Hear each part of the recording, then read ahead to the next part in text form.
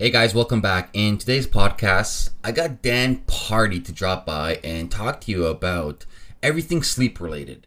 Now, finally, I'm so excited to have somebody that has such a deep passion for sleep as I do.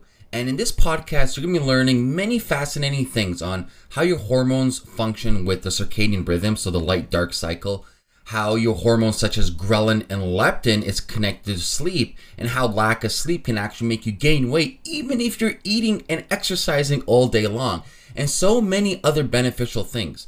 So if you've been struggling with your health lately, with your weight issues lately, and you've been doing everything perfectly, but maybe forgot the real importance of the human body, which is sleep, this episode's for you. We're going to be dissecting everything sleep. I mean, absolutely everything you can think about, we'll be talking about in today's podcast with Dan Pardi.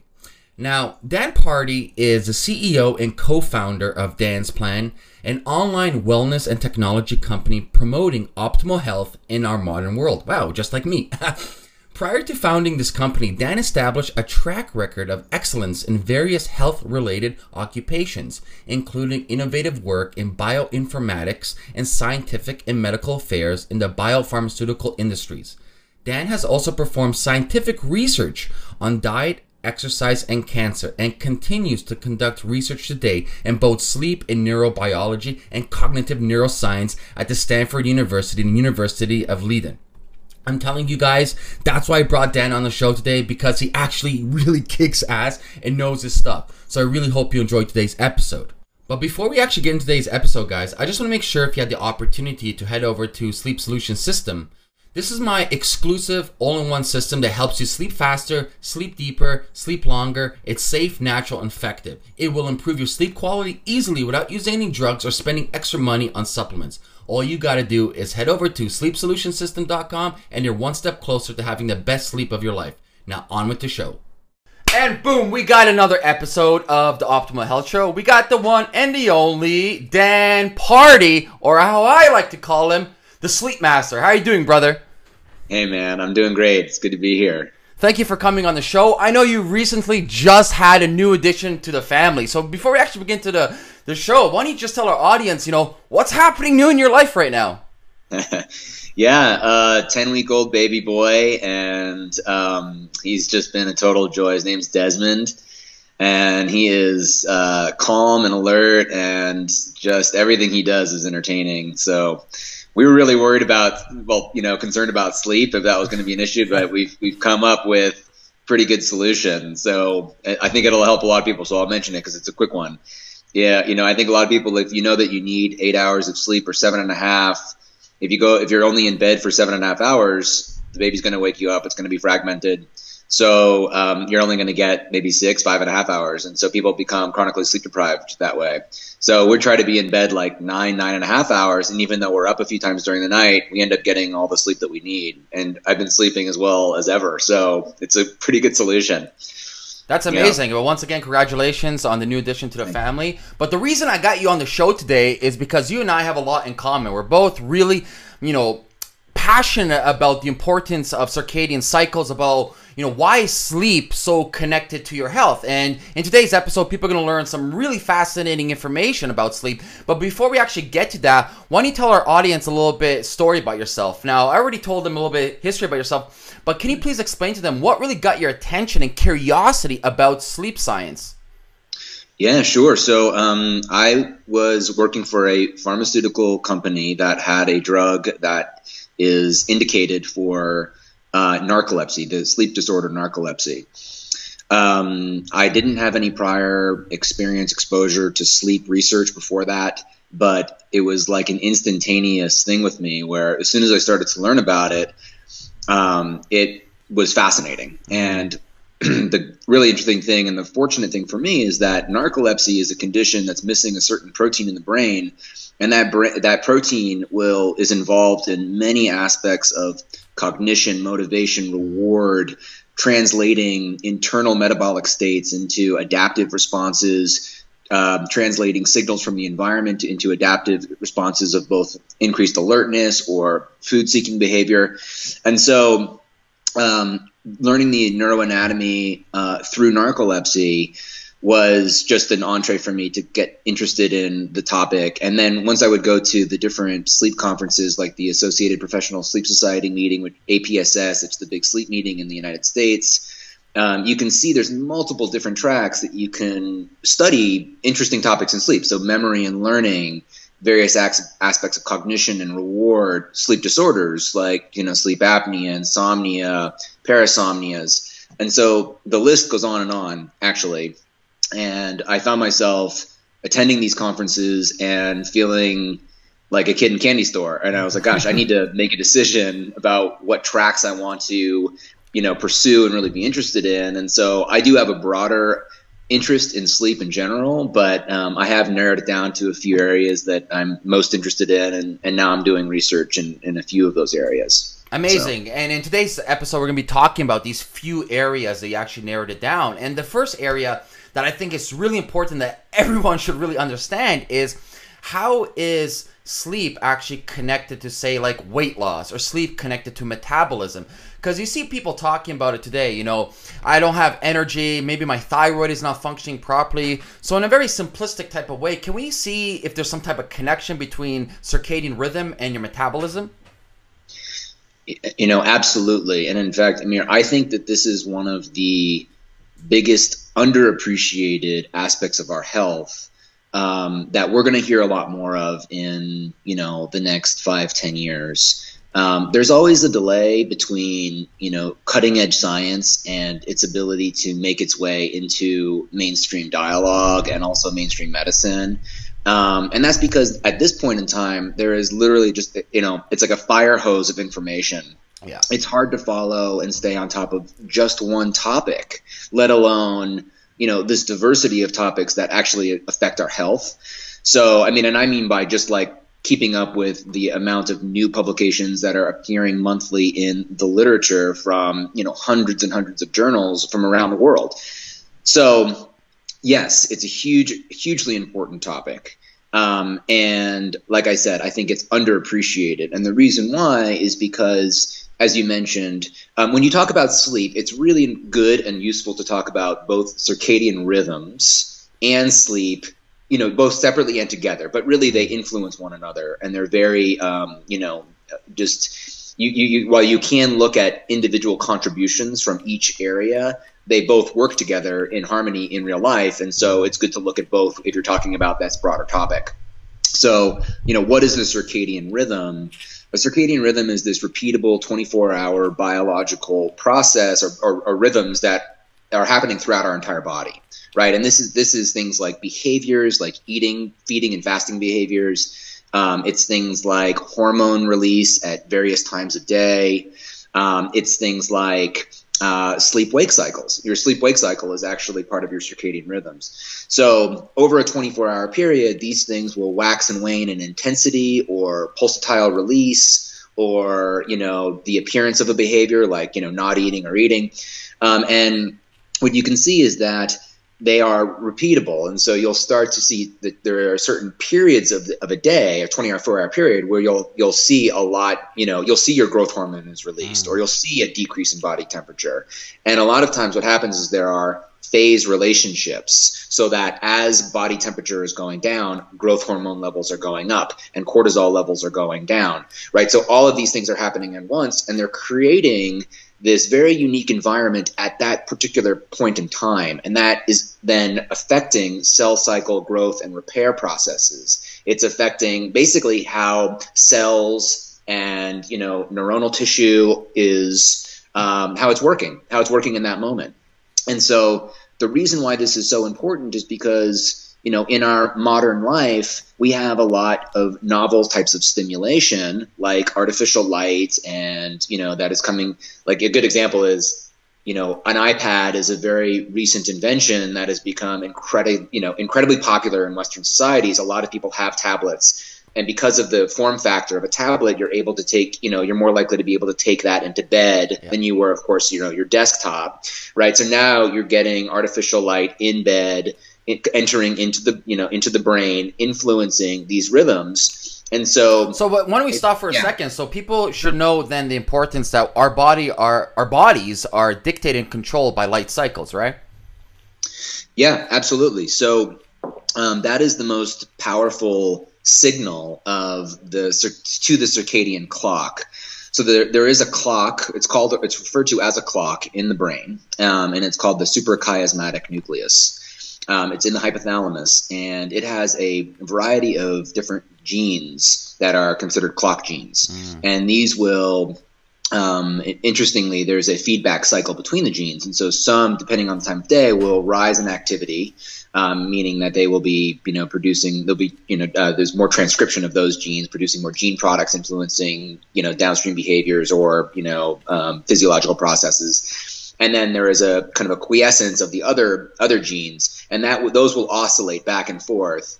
And so the way that is set, this circadian clock, is mostly through light entering the eye.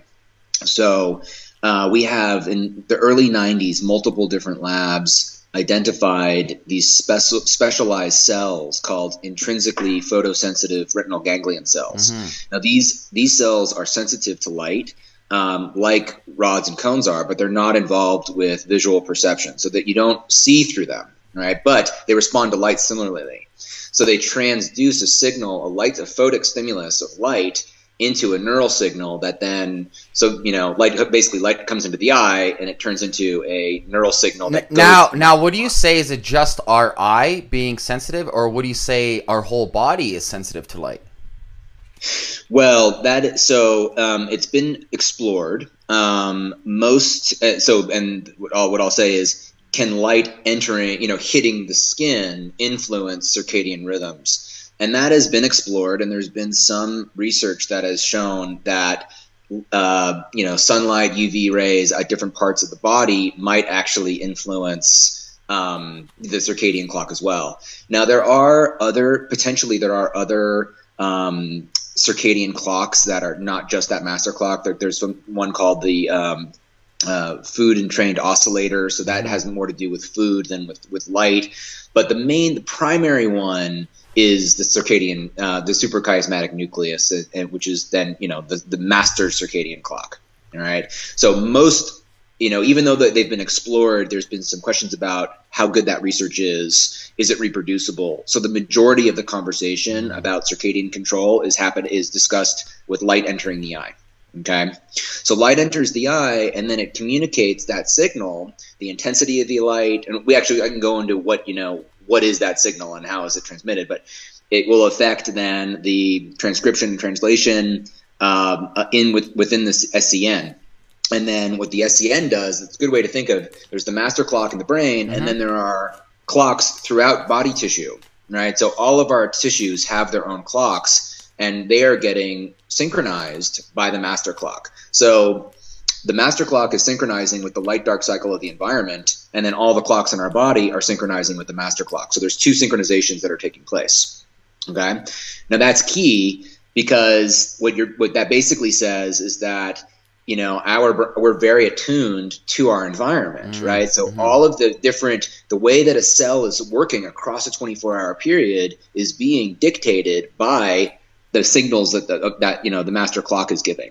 And I can talk about what those signals are. So basically, for our audience, to just give a quick synapse over here is, when you start screwing around with the clock, so say you have a nice Rolex and you don't take care of your Rolex is going to lose its time, right? So the body's the same thing. So when you're in front of your computer and you got all this, light hitting you past your bedtime, or when the sun sets, so that's past your bedtime, your body still thinks it's daytime. So your body's still running on daytime clocks, right? So daytime hormones, daytime signaling. And this daytime signaling will therefore send all the other clocks into your cells a bad signal, right? Yeah, that's a pretty good way to look at it. I think a really illustrative example of how our clocks synchronize to the light-dark cycle is, if you were to take, I'm in San Francisco, okay? So if I take a plane and I travel to Italy, right, I'm going to be in a completely different light-dark cycle, right? It's the reverse of where I am now. Yeah. So when I arrive, biologically, I'm still attuned to being in San Francisco. So I'm going to stay up at night, and then I'm going to be really sleepy during the day, right? But within about 10 days, depending on my behavior, if I force myself to be outside during the day, try to eat at a schedule that's consistent with the, the eating schedule of the place that I am, so Italy, right, over about 9 or 10 days, those signals will enter into the brain, and it'll cause the biological clock to completely switch and adapt to that, or acclimate to that new schedule. So that is indicative of how our bodies are able to do that, right? And that's all that. In that regard, you see that like the seasonality as sun cycles, the photostimulus over a 24-hour period waxes and wanes according to what time of year it is. Those are signals too that our body's interpreting as well. So that's basically how it works. And I think what we'll talk about for the rest of this conversation, or at least during parts of it, is that has a really profound impact on our hormones. And those hormones then, when if you're basically giving your body a signal that it's daytime when it should be night, you're sending your brain into the state of constantly trying to play catch up and trying to figure out what time of day is it, right? And that can be really pathological, actually, because you mess up those phase relationships, as I was talking about earlier. So instead of having cortisol levels be low at one time, at a biologically appropriate time of day, they're high. Instead of having growth hormone release happen right after, sleep, it can get diminished, through actions of lifestyle. Talking about cortisol, did you ever see that old study? I got to pull it up though, but they had like participants in a pitch black room, and they shined like a laser pointer on the knee, and that one little dot of the laser pointer was enough to stimulate cortisol. Oh, interesting. Yeah, it's old study, really old. I think from like 1984. I got to pull it up. I got to find it. But it's fascinating. So it just goes to show you that like one little dot, this like red dot, like something, the laser beam to flash around, is enough to stimulate your so-called stress hormone cortisol, which when I read the study, I was like, wow, that's very important information. Yeah, interesting. Yeah, please send it along. I'd like to take a look. But then, like, this all correlates back to, like, we're probably talking to, like, gibberishy science right now. People are wondering, what in the world are these two people talking about? But it's often the case when I speak. Yeah. So let's try to, like, simmer it down a little bit and explain to them, okay, so now they know the light-dark cycle is there. Now we know there is clocks in our head, clocks in our cells, and they communicate among each other. Okay, great. What are these clocks controlling? How are they controlling our hormones? Like, okay, fine, I go to bed, at like 10 p.m. Why do I lose weight all of a sudden? Like, what the hell is happening in my body? Yeah, so one thing that is very tightly related to circadian rhythms is hormone release, as I mentioned. So because the suprachiasmatic nucleus, the SCN, the master clock, is in the hypothalamus, there's a lot of different groups of cells that will affect autonomic behavior. So things like temperature regulation, things like different hormones released, like thyrotropin releasing hormone, corticotropin releasing hormone, things like body fat levels, like your body fat set point. These are all areas, there are different groups of cells in the hypothalamus that are doing different functions that are related to all of these sorts of autonomic behaviors. Okay, so the suprachiasmatic nucleus will communicate either directly and indirectly with areas in the paraventricular nucleus, another site that will cause all hormones release. So these will be trophic factors that release from this part of the brain. They will then stimulate the pituitary gland, other areas to release other hormones. And then that will cause, obviously hormones to kind of wax and wane, rise and fall. So, it's very important. So again, like that's one of the kind of prime initiating factors of what's happening to your hormones at what time. Yeah. So a lot of people that are finding that they have elevated cortisol or cortisol levels that are, not what they would expect for that time of day. So they get their cortisol test done, they get it back, and the cortisol level's off, right? And they perceive that instantly. Sometimes it's perceived as, well, I'm very stressed, or I have adrenal fatigue. Well, the other really high likelihood is that you just have a circadian rhythm. The timing of your circadian phase is off. It's shifted, right? And so if you were to look at that, that cycle, it's just been moved over a bit. And so you're having normal function, but it's shifted, so it's abnormal, right? And so that has a lot to do with light. And when I talk about light, I think this is really important to remember. The type of light that you experience or are exposed to during the day is going to really influence what happens at night. Okay. Yeah. So we live in an indoor environment mostly. A lot of us, right? We're doing work on a computer, and the screens seem bright. If you have lights on, in the room that you're in, they can seem adequate, right? You don't seem like it's dim. Mm-hmm. But the intensity of light is much less indoors than it is outdoors. All right. So the things that are influencing the clock are the intensity of light, the spectrum, the timing of light, the timing of light exposure. All right, and the duration of light exposure. So, we at my company Dance Plan, we talk about getting smart light rhythms across a 24-hour period, which doesn't mean you're just not getting exposure to a lot of bright light at night, but it also means that you are getting a lot of exposure or sufficient exposure to outside light during the day. All right, so if you were to look at, basically, if you get a lot of outdoor exposure during the day, it serves as an anchor for your circadian rhythm. What kind of lux are we talking about over here so people can really understand the levels we're trying to correlate over here? Because sure. I've been reading, what is it? You got to get at least a minimum of like a 10,000 lux to see significant differences within like sleep pressure proteins. So when you're outside, the lux, which is a unit of light intensity, can exceed 100,000 lux. All right. Indoor light is somewhere between 5,000, usually like 2 and 5,000, depending on the light. Mm-hmm. So you can see it's an order of magnitude, more than an order of magnitude difference, right? It's a big difference. In a dim room, it can be just around 1,000. And, the more intense the light is, the greater its ability it has to then do either good things to your circadian rhythm, anchor it when it should, so telling the brain, hey, it is daytime, right? Or the brighter it is, and I'll talk about this in a minute, the more blue light, so the higher proportion of blue light there is, then that's also going to tell your brain that it's daytime. Mm-hmm. So maybe I'll mention, can I talk a little bit about the light? Yeah, please do. Yeah.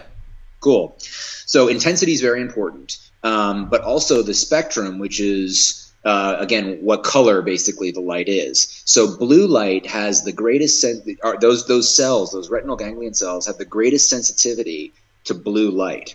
All right. That means that a relatively weak signal of blue light can have a great impact on your circadian clock. So you're telling your brain what time of day it is. Mm-hmm. So I'll give you an example. A colleague of mine, Raymond Najjar at Stanford, has done work down at the Concordia, which is in Antarctica. So why would you do research in Antarctica? Well, because there are times of year where there's absolutely there's no outdoor light, right? It's 24 hours of darkness. Yeah. So it's a great environment to look at and go down there and say, okay, let's see the impact of exclusively artificial light across a 24-hour period on circadian cycle timing. And what they found is that people that were under normal, bright, white light were having all sorts of circadian rhythm issues. So what does that mean? It's like, well, you do reaction time tests. Their reaction time was slowed, right? Their mood was impaired. They were wanting to stay up later and later every night, mm-hmm. and they were wake up later and later every day. Right. So they're basically, that rhythm was shifting because it wasn't getting anchored. It started to drift. Okay. So what they did is then they had 2 weeks of normal room white light, and then they would do 2 weeks of blue enriched white light. So they gave them a lot of blue light during the day. And what it did is it anchored their rhythm. So they had great reaction time, great mood. Their circadian rhythm wasn't shifting. So it's just, in another example of how blue light during the day, either getting outdoor light or blue light, is really good to tell your brain, hey, it's actually daytime out. So the best tip ever we can give is never move to Antarctica ever. Probably. That's probably one of the best things you could do.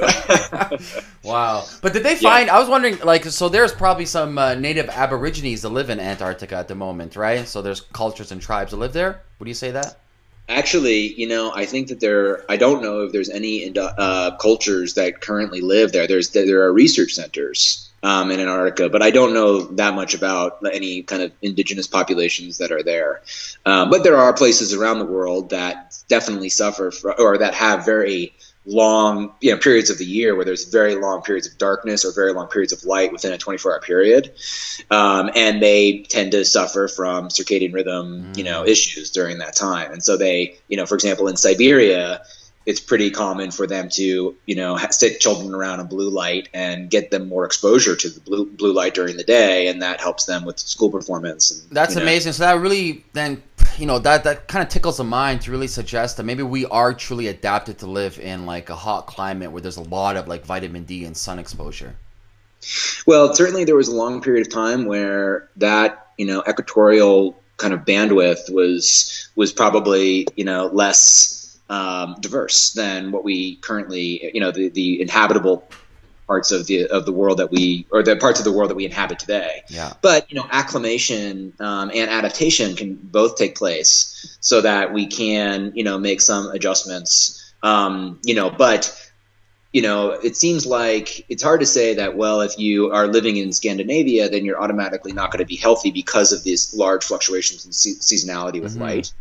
That may not be true, but what we do have today is we have, there's very little seasonality, right? We have no seasons really, because we have artificial light from, the morning we wake up, we turn on a light, and then at night, regardless if the sun sets at 5 or 10, we're turning on a light when the sun goes down. Yeah. And so we have a very consistent time. And then, and now because of, these devices and our, environment, we're now staying up later. Well, at the end of the day, we're just screwing around with our epigenetics, because the reason we evolved is because of our environment, which dictated how our genes express themselves. And today, we're just really dictating our genes in a negative way. So people think it's normal to have their cell phones on till 1 a.m. or 2 a.m. and stay in front of a desktop or a laptop or whatever the hell they're looking at. It's not. So when people really need to realize that their environment is actually the most important thing towards their health. Yeah. I really agree with that. That is essentially the thesis of my company. We're trying to say, okay, how do we restore equilibrium between our genes and our environment? And oftentimes, I think the reason why lifestyle is so challenging is because the solutions are often mundane and boring and easy to overlook. Yeah. Right? It doesn't seem like that. It doesn't stand out that much to go outside and get a half an hour of sun exposure or to go to bed on time. Yeah. Right? What now has supplanted these health behaviors is doing like signing up for a Tough Mudder or doing CrossFit or things that are more ostentatiously, conspicuously healthy. Yeah. Right. So I'm not saying that those things are not healthy. That's just a different topic. But the idea is that the perception of health is now being kind of owned by these, extreme solutions. And so that's actually really a big part of the problem. Have you come across the studies? Because I was looking at some interesting stuff with sleep pressure. So people who are sitting down on a desk, all day, if they have no choice, they actually do not create or develop enough sleep pressure in the brain, so the proteins aren't released at nighttime.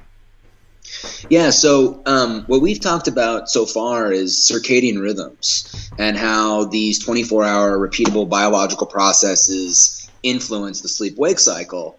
So there's also sleep pressure, which is a complementary but sometimes distinct, and sometimes sometimes they work together and sometimes they work in distinct ways. So sleep pressure is from the moment you wake up in the morning. This is the concept that the pressure for sleep will increase proportional to wakefulness. So the longer you're awake, the more that sleep pressure will build up.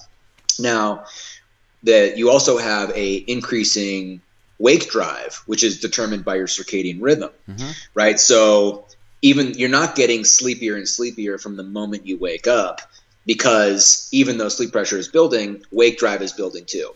And then in the evening, wake drive will then start to dip because it's on this cyclical pattern. And you've got a lot of this unopposed sleep pressure. And, what is that sleep pressure? It's been thought to be, adenosine, which is a marker of energy usage. That's been explored by Robert Greene down at UT Texas Southwestern. For anybody who doesn't know adenosine, so you probably heard in that famous little thing called ATP, your energy molecule. So, yeah, and the greatest example of how adenosine will influence sleep is that caffeine is a drug that will act as an adenosine antagonist. Mm-hmm. And so, you know, for all intents and purposes, it will block the effect of adenosine, right? And what does caffeine do? Caffeine makes you feel more awake, right? So sleep pressure is this adenosine binding to the adenosine receptor. Caffeine gets in the way of that and makes you feel more alert, right? So it's not replacing sleep. It's just temporarily blocking it, which is why some people can feel alert for, you know, then have a crash basically because, you know, it's come out of the system and now you've got a lot of adenosine that's binding to those receptors, making you feel sleepier. Yeah. So, yeah, so that's sleep pressure. Now, it's very important to have these things in rhythm because sleep pressure then will determine the type of sleep that you get.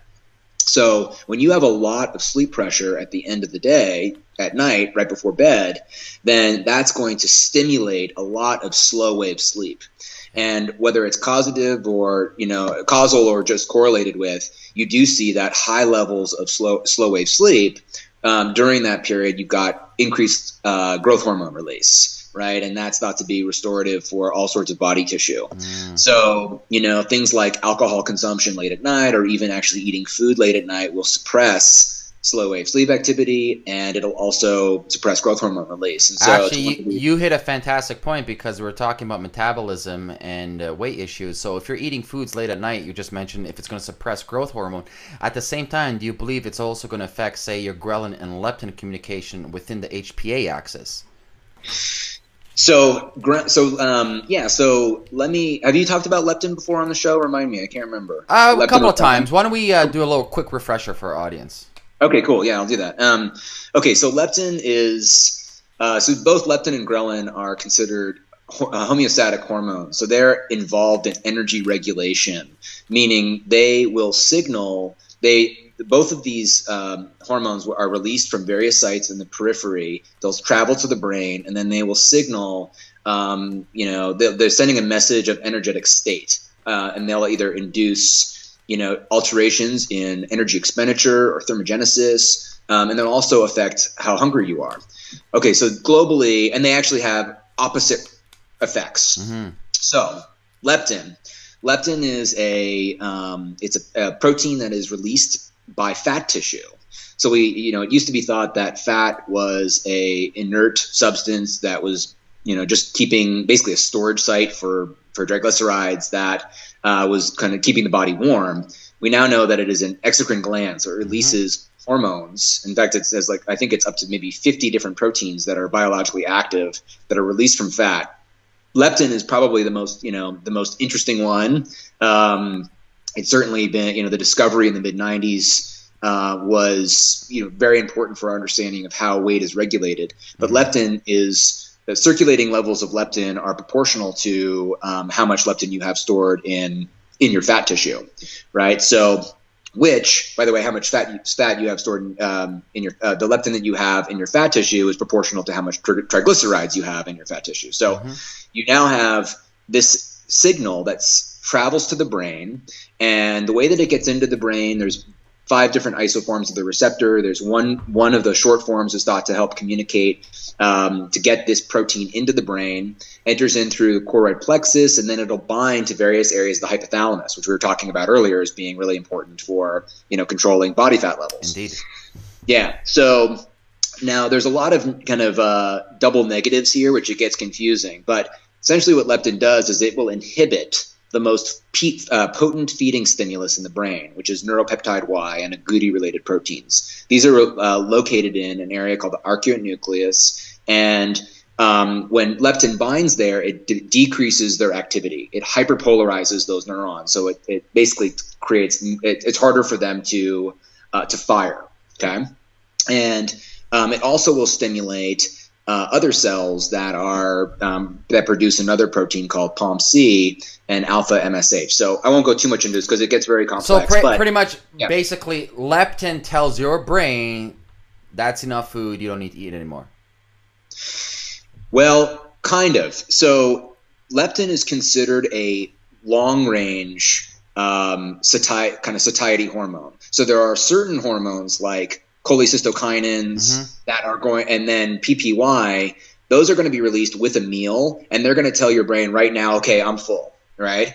Leptin is more of the kind of the gain on the system, right? So how high or low your leptin levels are going to be kind of indicative of how powerful both the signal of ghrelin and PPY are, right? So it sets the overall gain of the system. So when you lose, a good example, you lose fat through dieting, right? You end up becoming hungrier. So the same amount of CCK that's released from a meal has less potency to make you feel full. And that is a way for your body to try to keep your body fat levels within a set point. All right. So that's what leptin does. And the whole conversation, we could talk for hours on this.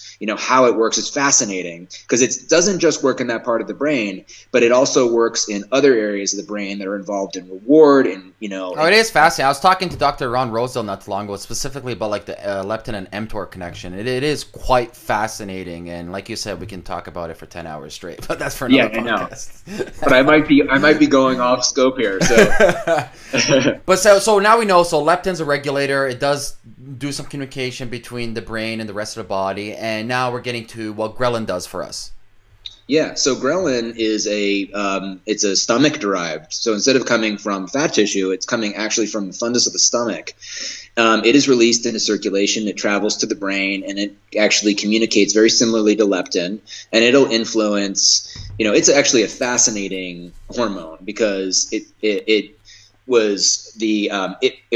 binds to growth hormone secretagogue receptors. Okay, so before it was identified as ghrelin, they knew that they knew the receptor for it and what happened when the ligand bound to that receptor. It's a very potent stimulator of growth hormone. All right, but it also now when ghrelin levels rise, so it's called an episodic hormone. So over the course of the day, it's going to have a lot of these rhythms. It's going to go up and down. So some hormones will just kind of, over a 24-hour period, they'll rise and they'll fall. This is going to oscillate over the course of the day. So basically it goes up before a meal to make you hungry. And then after the meal is eaten, it drops back down and then slowly rises and then starts to go back up again before your next meal. Okay. So it is it's the most potent blood-borne orexigenic or hunger-inducing hormones. Okay. Now it's also involved. It is basically released in response to stressors as well. So animal studies will do something called chronic social defeat. Well, they'll take a mouse and they'll put it in a cage with a larger mouse that kind of bullies it, and then what they'll do is after, they don't let the mouse get hurt, but then they'll put it in the same cage with a glass window between the bully mouse and then the mouse that they're studying. So, it's basically constantly intimidated. And they'll notice that even after just one session of that intimidation, ghrelin levels will rise and remain persistently elevated for 4 weeks. Wow. Right? So think about the connection between stress and eating. Yeah. Right? Now, 80% of their people will modify their eating style in response to stress. Greater than 40% of those people will increase they'll eat more in response to stress. 40% or less will actually eat less, but both groups, either whether you eat more or less, will actually choose more palatable foods. So they go after foods that are less healthy. They're basically trying to get, they're using kind of reward and the good feelings that are stimulated by food to make them feel better, to address the stress. So, another interesting study with ghrelin is you can do something called CPP, or conditioned place preference. Now, this is a really good model to study addiction with food or anything. What you do is you take an animal and you can have them go into a chamber, and on different sides of the chamber, there's different potentially rewarding substances. Okay. Right. So on one side of the cage, there's nothing, and the other side, there's palatable food, right, or drugs, right. And if the animal finds that the drug or the food is very rewarding, they'll end up spending a lot more time on that side of the cage, right? So it's a conditioned place preference. They end up getting a preference for that location because of the reward that they are actually getting from it. Okay. Now, if you were to put in normal chow, food that's not that palatable, they'll spend a lot more time going on both sides of the cage, right? So they're not totally locked to that one side. That's fascinating. All right, so it's fascinating, and it's a really good protocol to study, the rewarding properties of something, and including palatable foods. And I'm pretty sure you also touched base on it a little bit earlier, talking about MPY too, right? Sugary foods, carbs, whatever, so forth. But anyways, going back to the circadian connection. So now we know the governing mechanism behind, I'm hungry, I'm not hungry, leptin and ghrelin.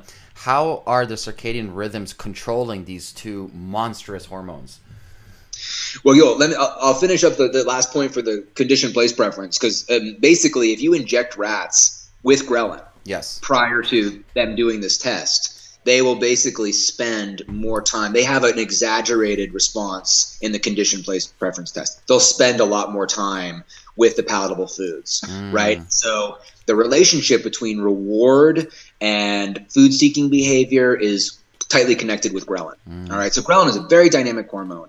It stimulates growth hormone release. It makes you hungry. And it also is involved in the rewarding properties is part of that circuit of hormones and, different neuroanatomical sites that's involved in food-seeking behavior. Now, what you see with sleep deprivation is that leptin, which, again, will make you feel full, essentially, right? With when you're sleep deprived, leptin levels will go down about 15%. All right. Now this is after both one night of sleep deprivation or sleep restriction. So sleep deprivation there's different types of sleep modulation in sleep research. Total sleep deprivation is where you say, okay, you're not going to get any sleep for the next 36 to 88 hours. Right. And then there's partial sleep restriction where they're saying, okay, you may need 8 hours a night, but we're only going to allow you to get 4 hours tonight for 5 days. And we're going to see if basically you get the same effects of total sleep deprivation over time by not getting enough sleep. So both studies that have looked at poor quality sleep, where they give somebody 8 hours in bed, but they disrupt their sleep, right? And sleep restriction, where you're not getting enough sleep on a daily basis, and total sleep deprivation, all these different ways to manipulate it, you will see decreases in leptin. All right. Now think about what a decrease in leptin does after dieting, right? It makes it so that you're hungrier. All right. And that's hunger is just one component that is influenced, but hormones, and metabolic rates. Have you ever postulated or considered maybe that's like an ancestral mechanism, saying if you don't sleep enough, that your body's craving more food, so maybe have a hypoglycemic effect to crash to go to bed? So, it's is a alteration in, are these alterations kind of evolutionary conserved for some reason? And you could postulate, is it a sign of stress? Like, is it, if you're staying up late, did that usually mean X, Y, or Z? And it mean that, it's probably better to eat a little bit more food now, because maybe it means that, there's going to be less food available. Because I find it fascinating, because you just said it a second ago, most people say they are sleep deprived. There's so many studies pointing to this. They are actually go towards sugary foods in comparison to, say, like high protein foods, right? Well, yeah. So, you can't say, what we can't say is that they go towards sugary foods versus high protein, because that wasn't exactly studied. But what they did look at is putting out a variety of foods that, you can find in a lab. They're not always good sources, no matter what, quite honestly. But there is about, a 10%, but several studies have found that people prefer carbs when they're sleep deprived. Now, I've questioned that a little bit with my research. Are they pursuing carbohydrates, or are they actually what's called effort discounting? Are they less likely to kind of make a sandwich versus opening a bag of something that's ready to eat right now? Right? Yeah. Are they less willing to put effort into creation of a meal? And by the way, if you think about your cabinets, what has good long shelf life in your cabinets? Carbohydrates usually, right? Not proteins. There's beef jerky and stuff. The paleo community, they're going to have, a different type of cabinets than the average American. Well, I hope in the paleo community they're going to sleep at 10 o'clock and they're not on their little laptops till 1 a.m. So everybody out there in the paleo community, go to bed. Right. So yeah, and we were talking about how leptin goes down, by the way, and conversely, ghrelin will go up, right? Yeah. So when you're not getting enough sleep, and the reason I mentioned the chronic social defeat studies and then the conditioned place preference, I didn't totally, finish that thought, but essentially stress increases ghrelin levels, and it can do so in a very profound fashion. And chronic sleep deprivation is a stressor, right? So whether it's acute sleep deprivation of one night or longer term, it's basically perceived as stress by the body. Yeah. So you are now creating a situation where there's going to be elevated ghrelin levels, which is then going to make you hungrier. It's going to manipulate the kind of where energy is getting drawn from and used. You're less likely to, you're more likely to actually use carbohydrates than fat. So it really changes the metabolism throughout your entire body. Now, these studies are hard to do to understand. Are these temporary effects, or are these effects? Do they persist over time, right? And it's just very difficult to keep people in the lab under very controlled circumstances for 4 weeks or 5 weeks or even longer than that, right? It's like very impossible to do. But if you look at longer term studies that have less controls on them, you also see that the epidemiology and other sorts of studies that are looking at kind of, longitudinal studies in humans, or cross-sectional studies, you see that people that get less sleep also have an increased risk for weight gain or being at a higher BMI than people that are, basically the same age, the same exercise level, similar dietary habits, and you control for those things. And you see those people are at, but they sleep 8 hours, they're actually at a lower BMI on average. Now, have you ever come across any studies showing, or I'm not too sure if they've done this, maybe, I gotta refresh my memory, but say they have individuals and they don't change anything but their sleeping patterns, and through this change of sleeping patterns, they've shown that they have lost weight. Nothing else has changed. No, they haven't. It would be a really interesting study, to use sleep as an intervention to address obesity, or to just address overweight, Yeah. And I think that would be very interesting to do. And a colleague of mine, Matt Buman, who was at Stanford, and then he's now at Arizona State University. He's an assistant professor there. He's very interested in looking at that sort of a topic. So hopefully we'll find something on that soon. But it would be a hard study to do. But I think with new technologies, sleep monitoring is easier to do, and because you can wear them with less disruption to your sleep. So you could tell somebody, okay, hey, take this home, and we're going to monitor your sleep at home for 4 months, and we're going to get an imperfect but some indication of what your sleep patterns are like. We're going to see what your night by night variability is in both wake times and go to bed times. We're going to see what your sleep duration is. We're going to see what the variability is overall from week to weekend. So there's a lot of different things that actually influence the outcome.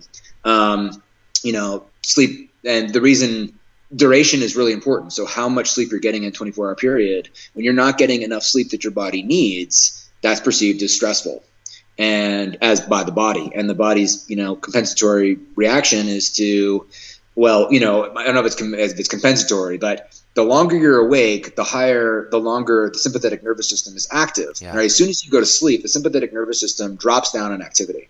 Yeah. And when it does, and in fact, it continues to decrease in activity as your brain enters into these different cycles of sleep. Yeah. Right. And so if you think about it, if your body wants to get 8 hours of sleep, but you're only giving it 6, then a longer portion of your day has higher levels of sympathetic nervous system activity. And downstream of the sympathetic nervous system activity, you have alterations in your hypothalamus, your HPA axis, right? So that's going to then affect glucocorticoid release. And, one hypothesis is that you basically have higher levels of circulating, glucocorticoids with sleep deprivation, and then you're kind of inducing a state that's similar to someone taking prednisone. So we know that when someone takes prednisone, it causes kind of, system-wide insulin resistance, and people will often have, become obese very quickly. So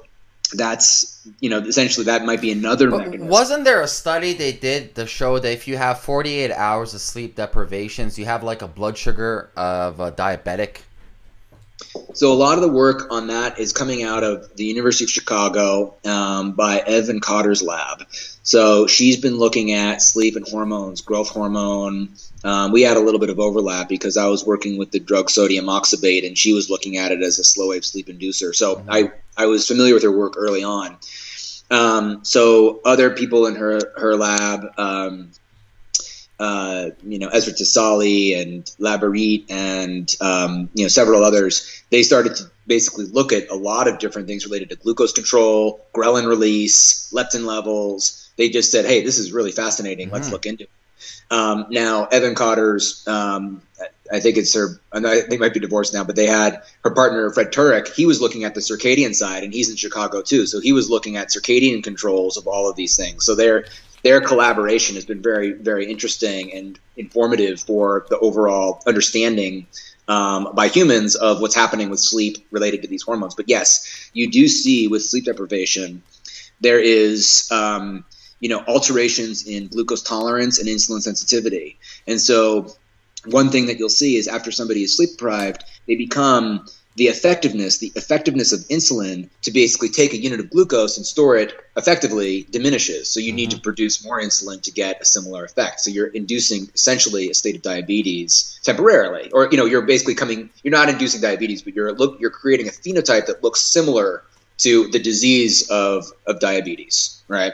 So yes, that whether or not that long-term sleep deprivation, chronic sleep restriction, impaired sleep increases diabetes risk, we do know that, right? So we do know that actually does happen. How it exactly happens, I don't know, but we do see that does happen. So yeah, basically, if you don't get enough sleep on a regular basis. But I also look at it in basic point of view. Sometimes we, in the science world, make things very complicated. They are complicated, but sometimes I like what Bruce Lee says a lot of time when he used to say is simplicity is the key to brilliance. So if you are abusing your body, say not going to bed at time or eating unhealthy foods, don't you think that may be an evolutionary mechanism saying, well, your genetic profile is not fit enough to, say, continue the seed? I have one saying written on my chalkboard, but in my office, and it's keep things as simple as possible, but not simpler, which allegedly was said by Albert Einstein. I love that concept. Now, simplicity in research is, basically what I'm describing now is vastly more complicated than how I've described it. I mean, to try to figure these things out, it takes a very long time. Of course. But behaviorally, I think that we do have enough information to help people, say, okay, maybe our understanding of this will continue to grow. But really, what field is that not the case? Right? Yeah. Right. I mean, we are constantly as new techniques come out, as more research labs are following up on promising research results. Every single study always follows with, more research is needed, because that's the truth. But that doesn't mean, you can pass a threshold where there's enough information where you can say, okay, this is actually actionable. We can do something about this. Yeah. And I think my default, in the absence of information, my default is what was the natural template like, right? And I think that that's debatable too. But even then, you could get closer to, you can do a lot better with, still debate on what that natural template means, to know, okay, well, taking your iPad to bed is probably not the best thing for your sleep. Now, whether we're doomed as a society, I don't know, because these things are very powerful in their ability to steer our behavior. Like if you have a very, really strong interest in sleep, through education, you could say, wow, or excuse me, in health, with education, you could be like, wow, this is a really important topic. I'm going to try to modify my behavior here.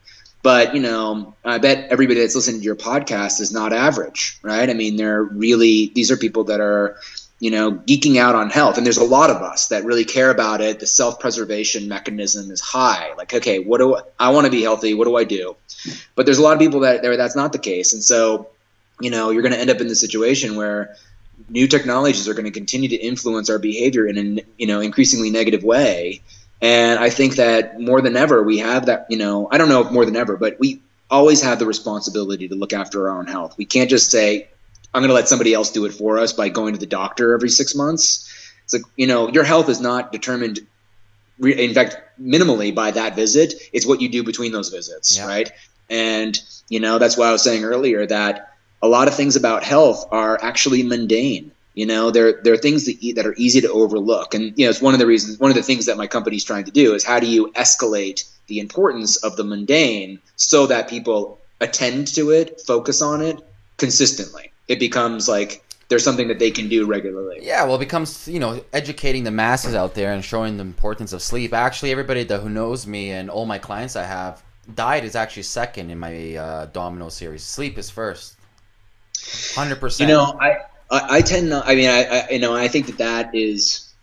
It's really interesting to kind of look at that.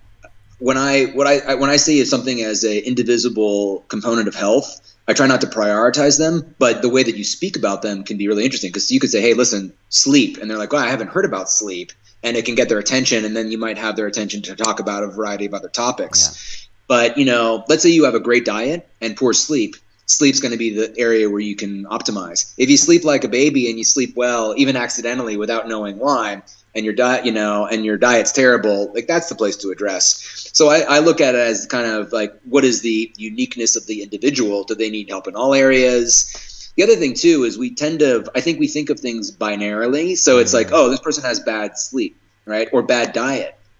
Well, I like to think of it as more of like a spectrum. Most people that do, let's say don't sleep well, they probably sleep well maybe several nights a week. Yeah. They're already doing they're already doing the right thing, but they're not doing it maybe frequently enough to have a net positive contribution. So I like to think of it as helping people do more of things that they know how to do. I think health is very much about doing things we already know how to do and doing enough of them so that it's becoming it's the norm versus. Yeah, it's just about creating a habit, though. Like a lot of knowledge is this is another saying of Bruce Lee. Knowledge is not enough; you must apply. Willing is not enough; you must do. So people do agree. Everyone's on agreement over here. They're saying, yeah, sleep is important, but it's one thing to know about something. It's another thing to apply it, right? So it's creating that habit loop. Like every single day, it's on autopilot. I go to bed, I wake up, and our body likes consistencies. It likes rhythms. Obviously, talking about circadian rhythms, right? So once you get in the rhythm of things and making a habit in your lifestyle, things just go on autopilot, and it's much easier. I mean, that's the problem we just mentioned over here. It's not consistent. You can't just say you're going to go to bed, Monday, Wednesday, on a healthy schedule, then Thursday, Friday, Saturday, you're partying or something, right? It has to be a consistent schedule so your body gets used to that. Yeah, this is what you just mentioned was basically the genesis of Dan's plan. We created a behavior model that was trying to address how, if you want to get somebody to do anything, how do you do it? And this idea of there's something called the rational actor model, where if you give people good information, that the assumption is that they're going to take it and act rationally, right? And a lot of health objectives have failed because it's just been kind of a constant bombardment of, hey, this is healthy, or this is bad. So information is absolutely critical because it's determining where we're aiming the compass and what we should do. And for an individual, it's affecting their motivation, attitude, their worldview, where they think health is, right? But it's not where it ends. In fact, if it's very difficult for a lot of people as humans, just humans, to get all this information and then do the exact right thing. Yeah. So as health educators or health facilitators, as I like to think of, our company, it's like, well, then what are the next steps? So, we try to say, okay, well, where does, over a 24-hour period of a day or a 168-hour period of 1 week, where does this philosophy look like in terms of actions? What does somebody do? And now we're entering into this new world of quantified self, where technology actually might be a part of the solution to help us fight back against other technology. Yeah. It's kind of like, Terminator style. We're going to have like a competition of technologies. But, these are things like the Fitbit, or these devices that you can wear on your body and they will passively collect data. And it's, the way I like to think of it is like a dashboard on your car, right? Dashboard tells you how fast you're going. It tells you how much gas you need and when you need service. How much more frequently would you run out of gas, go faster than the speed limit, do all these things if you don't have that feedback? Yeah. Right? The feedback helps you not get tickets and keep your car healthy and not run out of gas. Now we're at the stage where not just for geeks, but the technology is so seamless where you can wear these, you can be instrumented with these different devices, and they can tell you, okay, this is how you're doing with this marker, like daily steps today. So now you can set goals. It can let you know if you're meeting them or not, and then you can modify your behavior accordingly. But it's, that sort of objective feedback is huge, because it's very easy to misperceive what we think we're doing and what we're actually doing. So particularly with sleep, we could go on and on for days talking about the interesting science of sleep. But the best thing that can do is help people, appreciate the topic more and be like, okay, I'm going to make it a priority. And then give them, ideas about, well, what should we be paying attention to? Like light, when you're thinking about sleep, you don't automatically think about light. Maybe the first thing you think about is darkness during the night, but that's just a part of the equation. So, the information is helpful there, but then you can also start to say, okay, well, how do you then map that out so that I can not ensure, but encourage a healthy lifestyle? Because I think failure is a part of being healthy. Like the lifestyle is, we're so immersed in modernity that it's easy to fail. So we need a system that helps us do well, do the right things more consistently, and then get back on the healthy train when we fail, which is going to happen. So that's kind of how, I think about this, because ultimately the guidance for sleep is simple.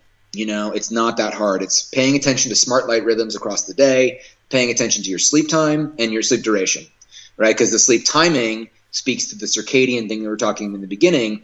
When are you sleeping within a 24-hour period? So if you go to bed 5 hours later than you're going to be sleeping in a totally different hormonal soup. Yep. That sleep is going to have an entirely different sort of effect on the body. It's going to have some benefits, but it's not, if you do that consistently, there's very serious consequences. We know that people that do shift work, drastically increase risk of cancer, diabetes. Oh, that's horrible. Those studies on that is insane. Especially like you're mentioning shift work, especially for nurses. So a lot of studies are done on nurses for sure. It's anyone out there working shift work, I'm going to honestly tell you guys, try your hardest and possibly whatever you can do to adjust that timing and get out of that shift, because I'm sorry, I just want to be bluntly honest. It's a horrible shift to work in.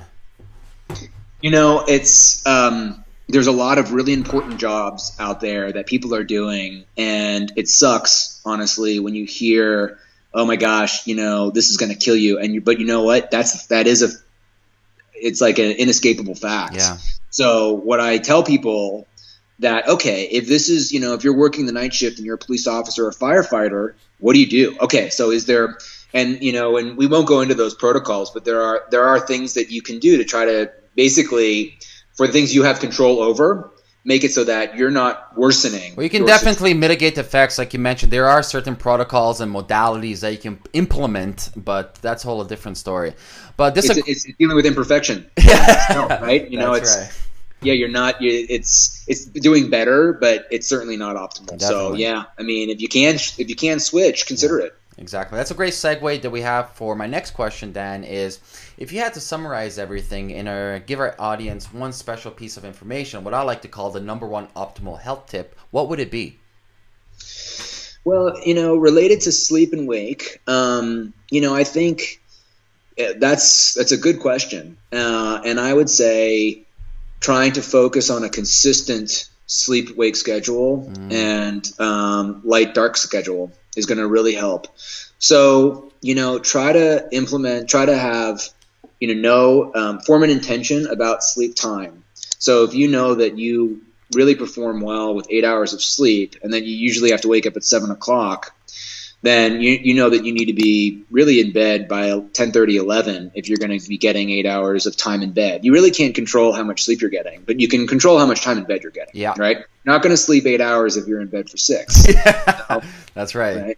And night by night, there's a lot of devices now that will measure aspects of your sleep, sleep efficiency, slow wave sleep, awakenings.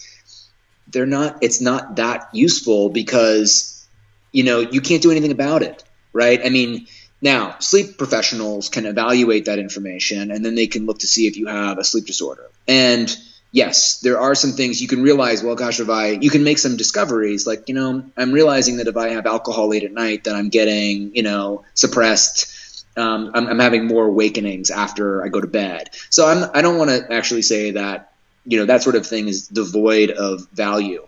But I like to focus, keep it simple, focus on the things that you can control so that the action of tracking these things, it stays durable, that you can do it long term, because your health is not going to necessarily be that significantly influenced by what you do over the next week or month, but it is going to be really significantly influenced by what you're doing over the next 52 weeks, next 4 years, right? You want to establish a pattern that is going to keep you performing optimally long term. It's going to keep you healthy, and it's also going to help you perform really well by influencing mood, memory. It's going to bring out the best version of yourself physically and mentally.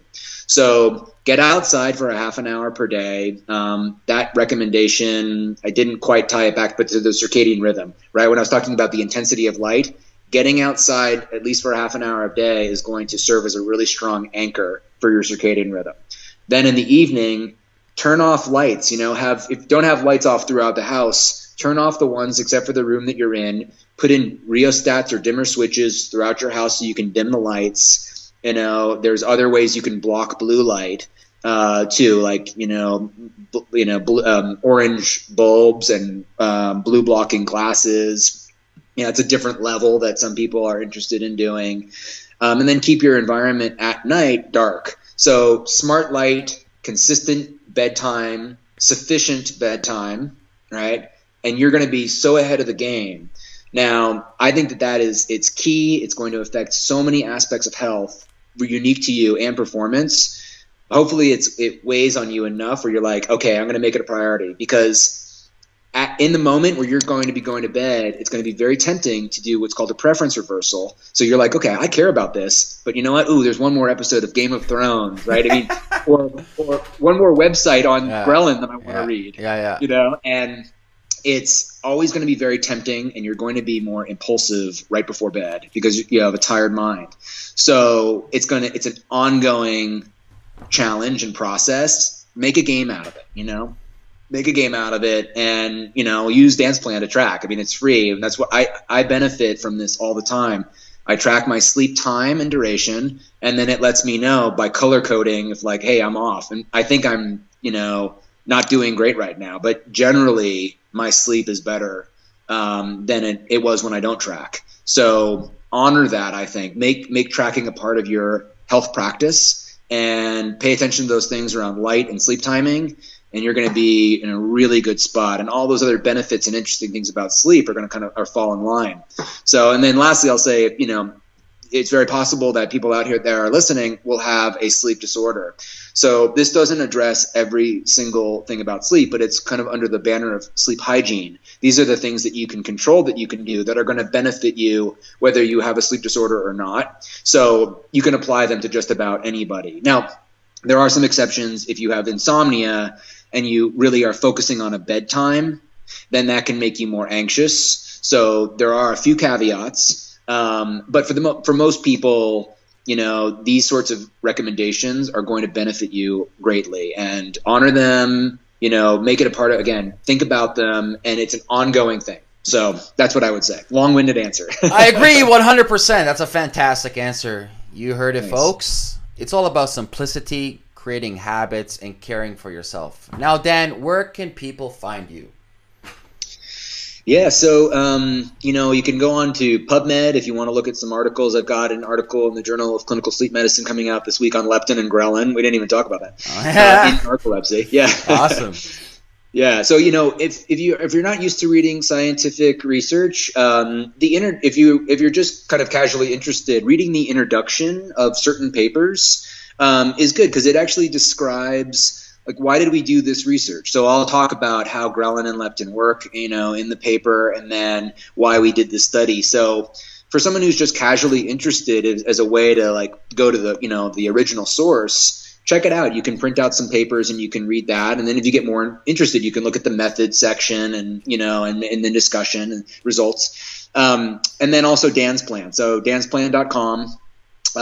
We basically try to take a lot of this, what we think are these indivisible fundamental units of health, like diet, sleep, light, and try to just make it turn it into a tool so that you can, use it to your benefit by remaining mindful of your daily health practice. That's what we call it, your daily health practice. And I use it and love it, which is really cool because they say build something you want to use. And there has been early versions where it was kind of like clunky. And now it's at this point where it's like, you know what? This is super beneficial. It doesn't have the most features of every product out there, but I'm not in the feature war. Yeah. And I'll mention this too. This is like a little, I'm getting on a soapbox here, but when you talk, so if you're a commercial product like a Fitbit or a Jawbone, you're going to be in a feature war with the other products because you're going to have people that are looking at you and be like, oh, I'm going to buy this one because it does 3 more things. Now, those 3 more things might not benefit you,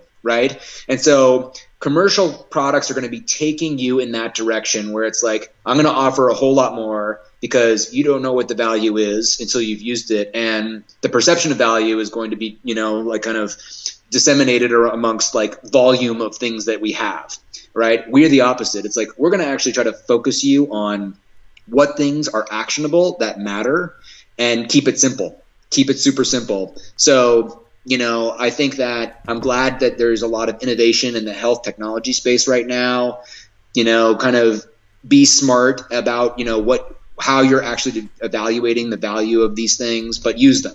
Regardless of it is, I say, make it a practice, get out there, get a Fitbit or a Jawbone or, a Fuel Band, use them. And I think it's going to help you long term. So. Very cool. Yeah. Well, I want to thank you so much for coming on the show and blessing us with all this information, knowledge about circadian rhythms and sleep cycles. So I'm telling everybody out there, go visit Dan's plan and embrace yourself, guys. It's really good information. Thank you, Dan, for coming on the show, and I'll talk to you soon, brother. Amir, thanks a lot. I really had a nice time, and I appreciate the opportunity to chat. Thank you.